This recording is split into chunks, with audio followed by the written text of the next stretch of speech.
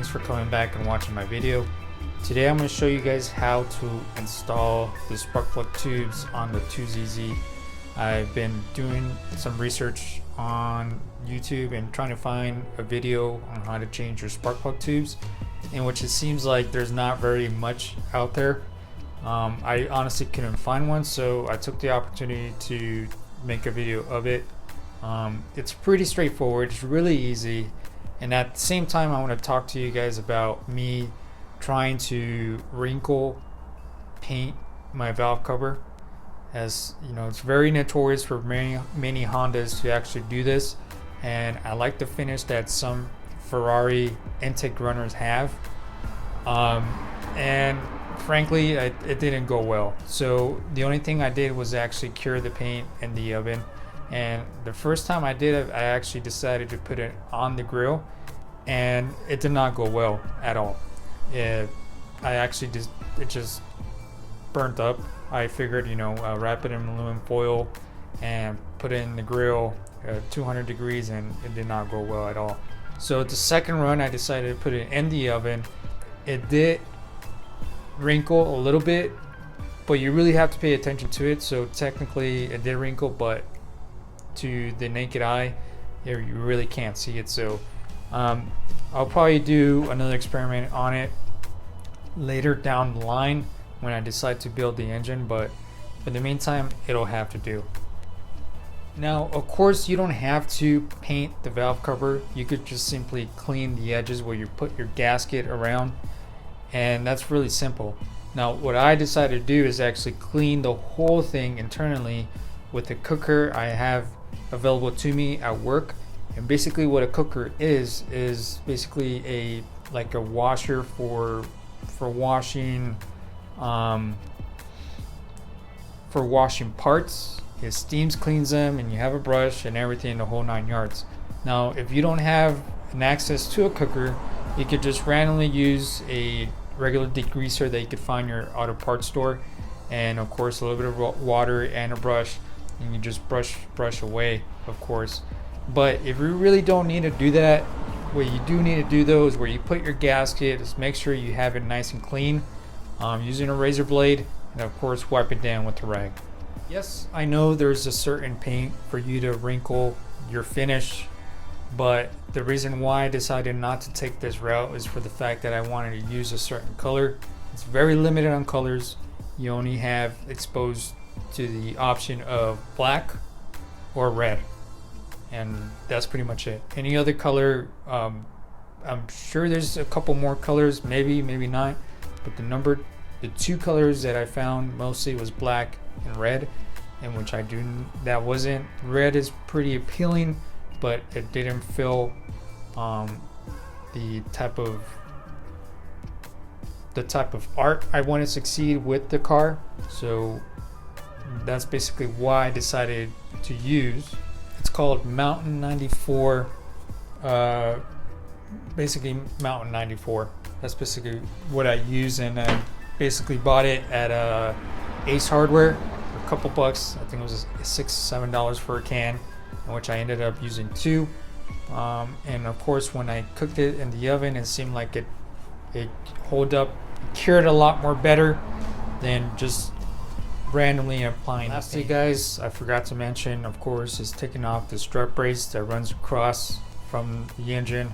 It's basically just your three nuts from each side and off the brace. All the parts I use will be available to you guys in the description, so feel free to take a look at that if you have any questions regarding what parts I used. Okay, you guys don't have access to a steamer or a cleaning table, you could use this stuff. It's pretty good. I've used it on the drive belt tensioner, worked pretty good, I would say. After that I decided to prime it, and then I decided to sand it with 220 grit sandpaper, and that basically did 2 coats of primer, and then decided to sand it. And once I was done sanding it, I hit it with the vacuum blower. I blew all the dust out, and all the dust and debris got out of the way, and then after pretty much go ahead and start doing the first light coat of paint.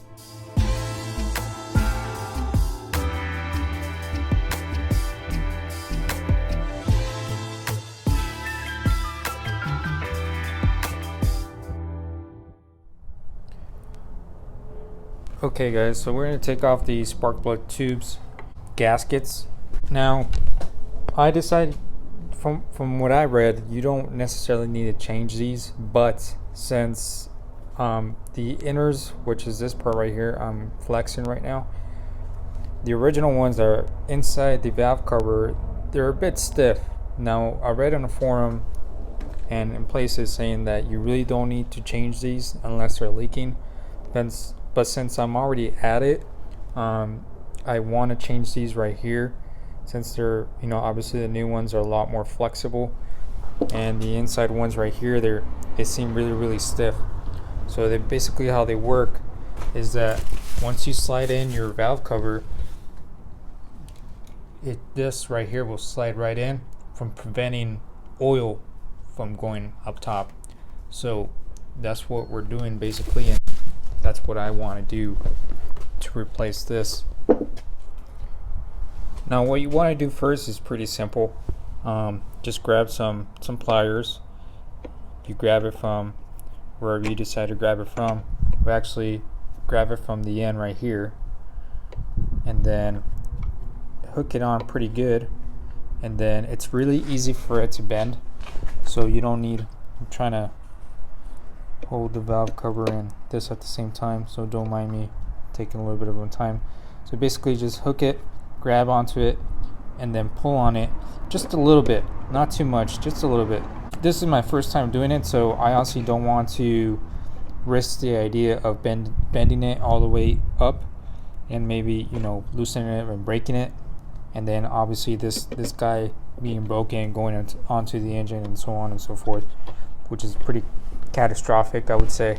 So just go a little bit, and once you do, go a little bit, just like that, and we'll do this last guy right here, just like that. That'll give you enough space for this seal to pop out. And then grab your screwdriver, something that has a little bit of an angle to it. I fortunately have one. And then just start prying it off, basically from right here, and just try to pry it off.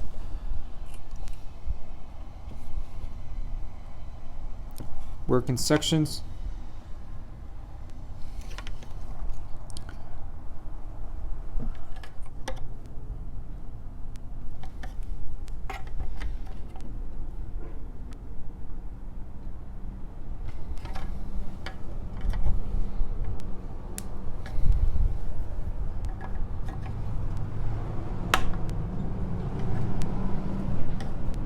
Go back and forth, and don't just try to pry it just by one side. Go, you know, do all sides so it can come out nice and even. Otherwise, you know, you might risk of stressing the valve cover in the aluminum, so you don't want to do that. And of course, that is done, and it's pretty easy. And then we'll install the new one. Alright guys, so I already did the rest of these three, so I'm going to show you guys how to do this one. It's pretty straightforward. So what you want to do, obviously, get your new spark plug tube seal. Grab a little bit of multi-purpose grease. Grease up the edges right here. And then once we install this, we're going to grease up the insides too. But for now, we're just going to do the outside just a little bit, not too much. After, you basically, what you want to do is have the metal side that's showing towards the inside of the valve cover. So basically put it like that. So there's two sides. Make sure you put the right side where it's coordinated. So try to fit it in as much as you can. If you need to move these keepers, I would say a little bit more, bend them, so you can try to get these guys in which I might have to do that. a lot more than I did with the other ones, but that's okay.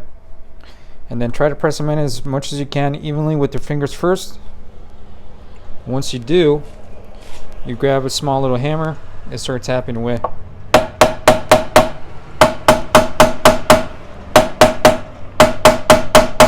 Now I have a speaker box right now that there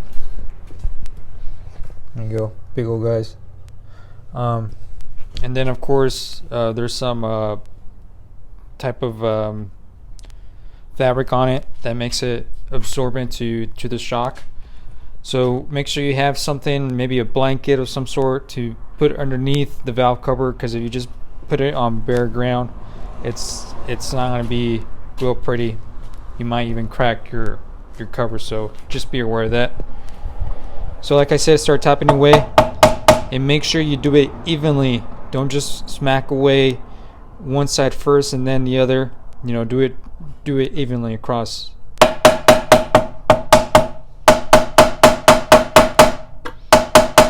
And make sure it's nice and flush at the same time. Once you get it nice and flush, then you're pretty much already done.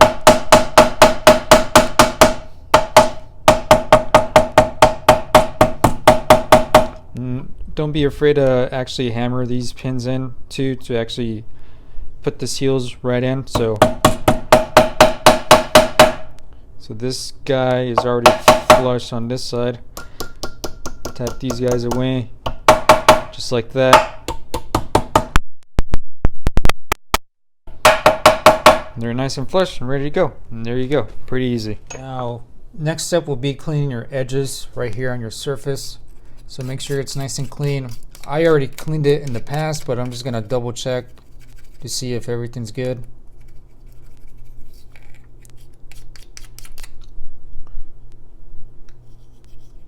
And once you double check it's nice and good and clean it,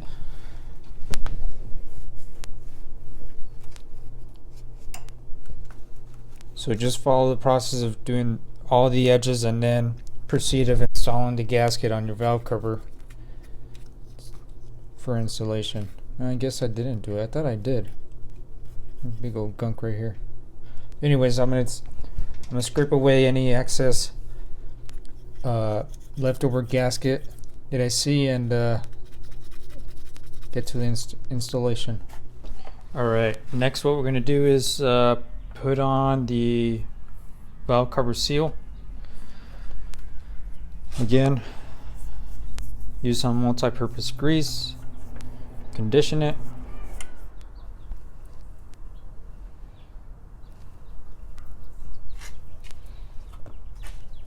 Alright, so now that it's nice and conditioned with multi-purpose grease, we're going to figure out which way it goes, and which I think it'll be like this. Just bear with me. So I think the easiest way to figure this out is finding these two indentations right here, which will be these, and just go on from there. Just like that.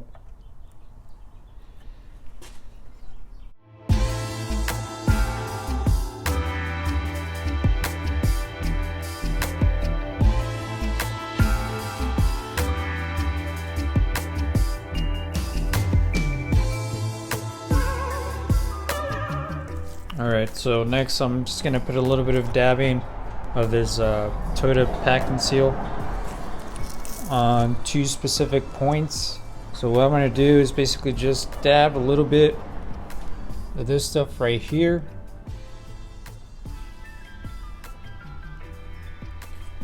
Where the timing cover gasket is showing. Right here. Just like that. Just in case, and that'll be it. Now it seems like this gasket is pretty meaty, so it pops out pretty good, so I don't think there should be any leaks anytime soon, and we'll pop it right in. And you know what, we're gonna put some on the corners too, where it kind of seems like it corners out pretty harshly, so that this side will seems like it corners pretty harshly, and then this side over here you have a little bit of a harsh corner, so we'll dab a little bit right there. Should be go. Do another one right over here, just in case. It won't hurt it. Potential leak points will be right there. Now there's a service manual out there. I'm sure they'll have a specific guide to it, but don't have the time right now. I mean, I can invest the time, but I'm just getting desperate to put this on. So by all means, if you want to go search around, I'm sure there's service manual out there that will say where the potential leak points will be. So if you want to do that, go ahead. O-ring, you want to change this O-ring too. That goes right here. It costs pennies at the hardware store, so it will be the gasket, the tubes, and this whole ring right here. All right, the other gasket that you're going to need is for the PCV vent tube, which goes right here. You put that on. I'll put a link in the description for all the parts that I'm using at the moment.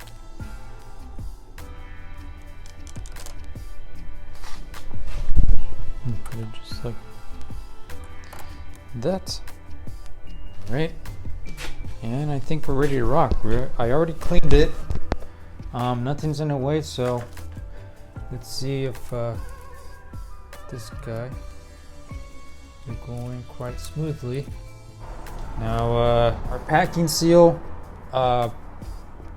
is already getting tacky, so it'll be good to install. So here we go.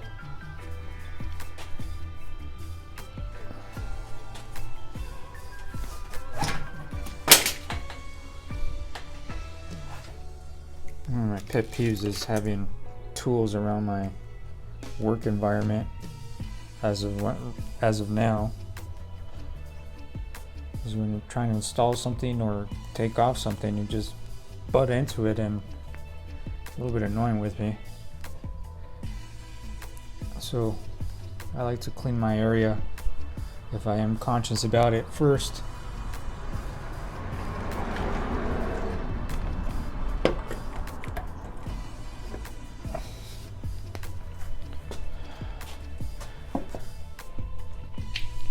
Alright guys, so next I encountered a little bit of an issue. Not by a lot, don't mean to scare you guys, but it's just a little bit of an issue. So I was thinking the valve cover was going to slide right in, and it actually doesn't. The reason why is because your spark plug tube seals, you basically have to feed them.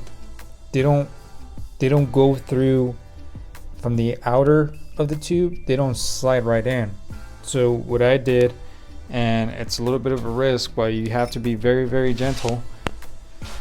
You grab a screwdriver and you basically just start to maneuver the seal around and try to feed it in one by one, of course.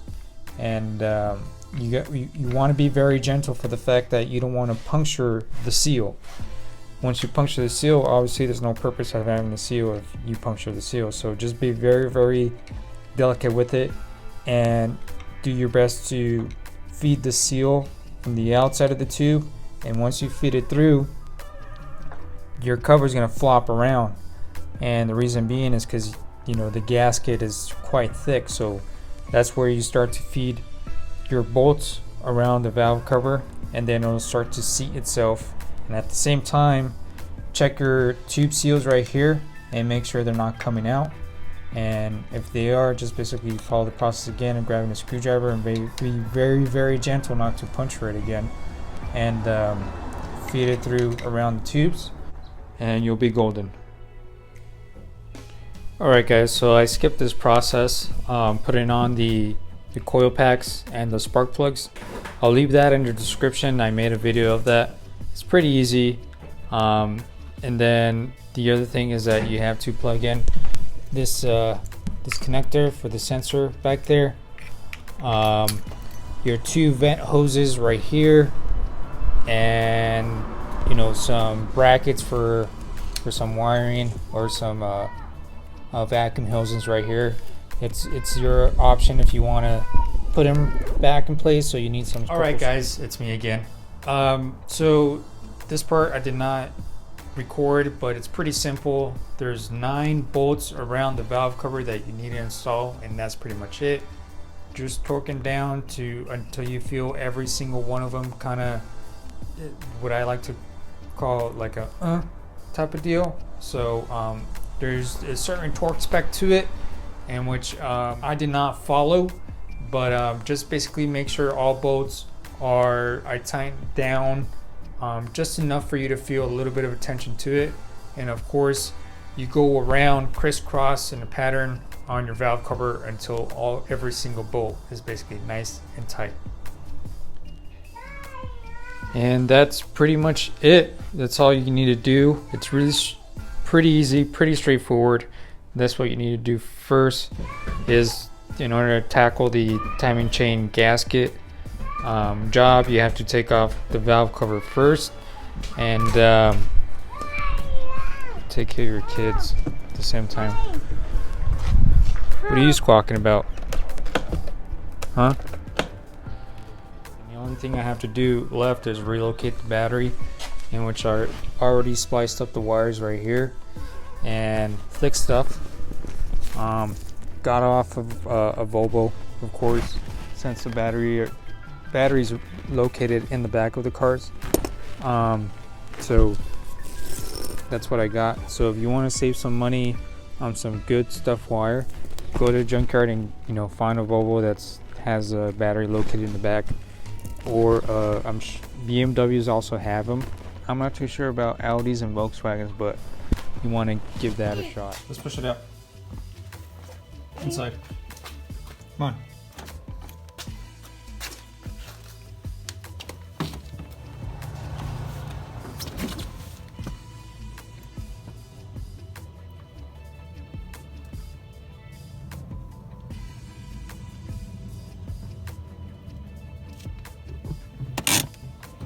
So these 2 wires fed to the battery, the positive terminal. So it's pretty simple. You just snip the wires, splice them, and just put them aside. And then you grab your power wire that you decide to use, and I actually decided to feed it through the heater core, which I deleted, and you can see this hose right here. It's a bypass hose.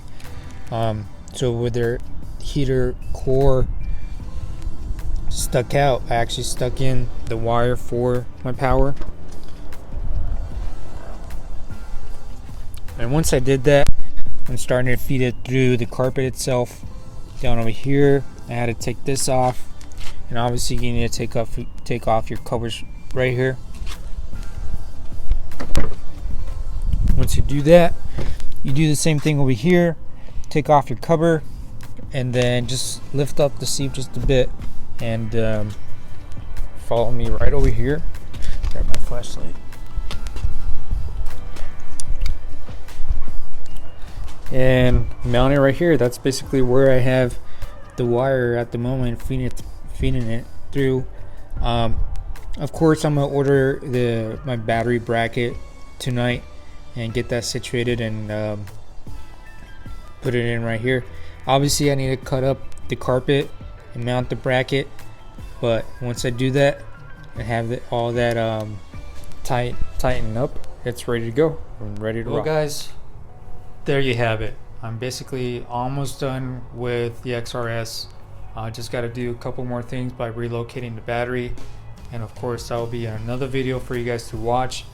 So thanks for all the viewers who are reviewing my video. If you have any questions, feel free to hit me up on my Instagram, or just drop a comment.